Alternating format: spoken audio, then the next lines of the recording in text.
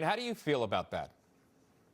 Well, here's the facts. ICE has a long track record of overreach, racial profiling, and a lack of accountability. Even President Trump's own data shows that a huge share of people that ICE have arrested have no criminal convictions at all. Many are picked up for just civil violations and not violent crimes.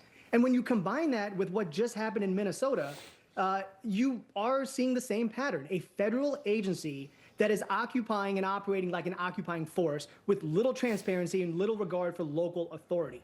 I don't know what happened to Republicans caring about state rights and trusting local law enforcement. That's why I've called, for example, for moving ICE under the DOJ so it's governed by clear law enforcement rules, constitutional standards, and real oversight. That is what real law and order means, and that is at the heart of this issue. And that is clearly there's an apparent divide, right, with the left and the right, and really even those that don't politically align with any specific group, but they have an opinion on this. What is your hot take on Hakeem Jeffries and him weighing in on the secretary?